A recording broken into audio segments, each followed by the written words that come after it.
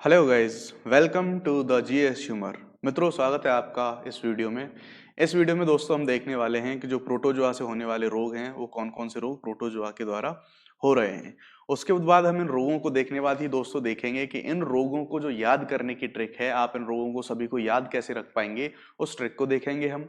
उस ट्रिक को देखने के बाद दोस्तों फिर हम मूव करेंगे अपना फंगल डिसीजेस पर, यानी कि कवक से जो होने वाले रोग हैं वो कौन कौन से रोग हैं और कवक से होने वाले सभी रोगों को आप किस ट्रिक के द्वारा किस तरह से याद रखेंगे, वो हम इस वीडियो के लास्ट में ये चीज भी देखेंगे। तो चलिए मित्रों, हम पहले मूव करते हैं अपना प्रोटोजोआ से होने वाले कौन कौन से रोग हैं इनको देख लेते हैं। तो पहली जो बीमारी है वो है हमारा पायरिया नाम का रोग, जो कि दांतों में होने वाली बीमारी है। ये जो रोगाणु है, इसका जो पैथोजन है, ये प्रोटोजोआ से होने वाली बीमारी है। उसके बाद बात करते हैं हम कालाजार, यानी कि ये भी प्रोटोजोआ से होने वाला रोग है, जो कालाजार की हम बात करते हैं। उसके बाद हम बात करेंगे मलेरिया की, यानी कि जो मलेरिया फैलता है, ये इसका जो रोगाणु है, वो जो रोगाणु है और पैथोजन है इसका, वो है प्रोटोजोआ। ये प्रोटोजोआ के द्वारा फैलने वाला रोग है। लेकिन मैं आपको मलेरिया के बारे में बता दूं कि इसका जो वाहक है या फिर माध्यम है, वो होता है मादा क्यूलेक्स नाम का जो मच्छर है, उसके द्वारा ये फैलता है। लेकिन जब हम इसके रोगाणु की या फिर इसके पैथोजन की बात करेंगे तो वो आएगा फिर प्रोटोजोआ। ठीक है। उसके बाद हम बात करते हैं पेचिस की, ये भी प्रोटोजोआ के द्वारा फैलता है। देन हम मूव करेंगे स्लीपिंग सिकनेस पर। देखिए, स्लीपिंग सिकनेस भी इस तरीके से, जिस तरह से मलेरिया भी वाहक जो मच्छर है उसके द्वारा फैलता है, लेकिन होता प्रोटोजोआ पैथोजन के कारण है। उसी प्रकार जो स्लीपिंग सिकनेस नाम की बीमारी है, ये भी जो इसका जो पैथोजन है वो भी प्रोटोजोआ है। लेकिन इसका जो वाहक है या फिर जिसके द्वारा ये जो बीमारी फैलती है, स्लीपिंग सिकनेस, इसका वाहक है सीसी नाम की एक घरेलू मक्खी होती है। ये मक्खी जब किसी व्यक्ति के संपर्क में आती है तो उस व्यक्ति पर अपना ये प्रोटोजोआ को छोड़ देती है, और इस फिर प्रोटोजोआ के द्वारा व्यक्ति को थकान महसूस होती है, व्यक्ति को उबासी आती है, आलस आता है, बहुत ज्यादा नींद आती है और व्यक्ति दिन भर सोता रहता है, कोई काम नहीं करता। तो इसे बोलते हैं हम स्लीपिंग सिकनेस नाम की बीमारी। तो चलिए मित्रों, अपने रोगों को देखने के बाद, यानी कि प्रोटोजोआ से कौन कौन से रोग होते हैं, इन रोगों को देखने के बाद हम ट्रिक पर मूव करते हैं। हमारी ट्रिक है प्रोटोजोआ से होने वाले रोगों की। हम ट्रिक पर मूव करेंगे पापा काम पे सोते हैं, इस ट्रिक के द्वारा। यानी कि पापा काम पे जाते हैं, वहां काम नहीं करते और जाके सो जाते हैं। ये हमारी ट्रिक है और इसके द्वारा हम देखेंगे कि पापा काम पे सोते हैं, यानी ये सभी प्रोटोजोआ से होने वाले रोग हैं। इस पूरे वाक्य में, पूरे सेंटेंस में जो हर एक शब्द होगा वो एक पर्टिकुलर बीमारी के लिए स्टैंड करेगा। तो पापा स्टैंड्स फॉर पायरिया, यानी कि पा से स्टार्ट होता है पापा और पा से स्टार्ट हो रहा है पायरिया। ठीक है। उसके बाद काम में हम बात करेंगे, का स्टैंड्स फॉर कालाजार। ठीक है। उसके बाद काम का पूरा जो मा आएगा वो आएगा मलेरिया, जो मादा क्यूलेक्स मच्छर के द्वारा फैल रहा था। काम पे, पे स्टैंड्स फॉर पेचिस, यानी कि पेचिस भी पे से स्टार्ट होता है और पे भी ये यहाँ शुरू हो रहा है। उसके बाद बात करेंगे हम सोते, यानी कि सोना का मतलब हुआ ये स्लीपिंग सिकनेस। इस बीमारी में क्या हो रहा था, जब स्लीपिंग सीसी मक्खी जिस व्यक्ति के संपर्क में आ रही थी, तो उसके बाद जो बीमारी होती थी स्लीपिंग सिकनेस, इसमें आदमी को थकान आलस ही तो आता था उसके बाद जब आदमी सोता था। तो इस तरह से ट्रिक से पूरी से देखा हमने कि पापा काम पे सोते हैं, यानी कि प्रोटोजोआ से जो होने वाले रोग हैं वो इस ट्रिक के द्वारा हमने याद कर लिए हैं।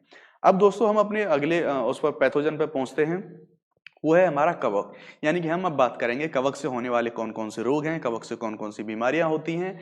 यानी कि अब हम फंगल डिसीजेस की बात कर रहे हैं। इस क्रम में आ जाता है हमारा पहला रोग गंजापन, यानी कि बोल्डनेस।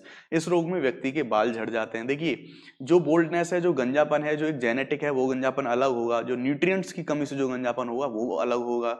लेकिन हम यहाँ बात कर रहे हैं जब कवक के इन्फेक्शन के कारण, यानी कि फंगल इन्फेक्शन के कारण जिस व्यक्ति के बाल झड़ जाएं, उस गंजापन की हम बात करेंगे। ठीक है। उसके बाद हम बात करेंगे दमा नाम की बीमारी। आपने दमा नाम सुना होगा, यानी कि इस बीमारी में व्यक्ति को एक टाइम पर सांस लेने में परेशानी होती है। ये सांस संबंधी रोग होता है। उसके बाद बात करते हैं हम दाद, यानी कि दाद नाम की जो एक बीमारी है, ये त्वचा संबंधी बीमारी है। इस बीमारी में क्या होता है, त्वचा पर छोटे छोटे फफोले पड़ जाते हैं, जो धब्बे बन जाते हैं, और कभी कभी वो घाव का भी, एक छोटे घाव का भी रूप ले लेते हैं। तो ये जो दाद नाम की बीमारी फैलती है, ये एक फंगल के इन्फेक्शन के द्वारा होती है। ठीक है। उसके बाद बात करेंगे खुजली, यानी कि त्वचा पर या शरीर पर जो खुजली हो जाती है वो भी फंगस के कारण होती है, वो भी कवक के द्वारा होती है। उसके बाद अंत में हम बात कर रहे थे एथलीट फुट की, यानी कि एथलीट फुट नाम की जो बीमारी है वो भी कवक के द्वारा होती है।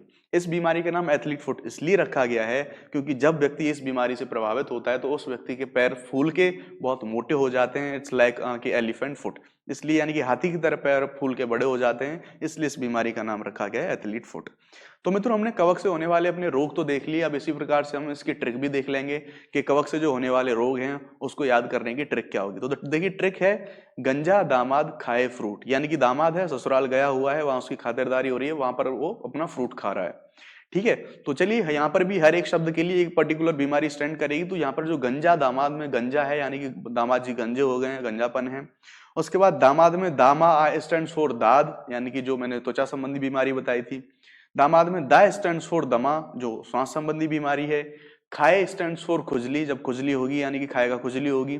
उसके बाद fruit, fruit stand for athlete foot. तो ये हम अगर पूरी ट्रिक को मिला के पढ़ेंगे, गंजा दामाद खाए फ्रूट, तो इस तरह से हमारी सारी जो कवक से संबंधित जो फैलने वाली बीमारियां हैं, इस तरह से हम सारी बीमारियों को देख लेते हैं। मित्रों, इसी प्रकार हमने अपनी अन्य वीडियोस में बैक्टीरिया से होने वाली बीमारियों की भी ट्रिक बनाई है। ट्रिक के द्वारा हमने सबको याद कर लिया है। उसी तरह हमने वायरस से जो होने वाली हमारी बीमारी, हमने उसकी भी ट्रिक बनाई है। तो अब जो हमारा एग्जाम में क्वेश्चन आएगा, उस क्वेश्चन के थ्रू हम ये चीज देखेंगे, चाहे विकल्प में कोई सी भी बीमारी दे दे, हम ट्रिक को रिकॉल करेंगे तुरंत उसी जगह और रिकॉल करके देखेंगे कि ये फला बीमारी कौन सी ट्रिक के अंतर्गत आ रही है। तो दोस्तों, इसी प्रकार की फनी और इंटरेस्टिंग ट्रिक्स के लिए और ऐसी ऐसी इन्फॉर्मेशन के लिए आप जीएस ह्यूमर को सब्सक्राइब कर सकते हैं। अगर आपको हमारी चीजें पसंद आ रही हैं, अगर आप कुछ भी नॉलेज इससे ले पा रहे हैं, आपको कुछ हेल्प मिल रही है, तो आप प्लीज इसको लाइक करें, अपने दोस्तों के बीच शेयर करें। Thank you very much. मिलते हैं अगले वीडियो में।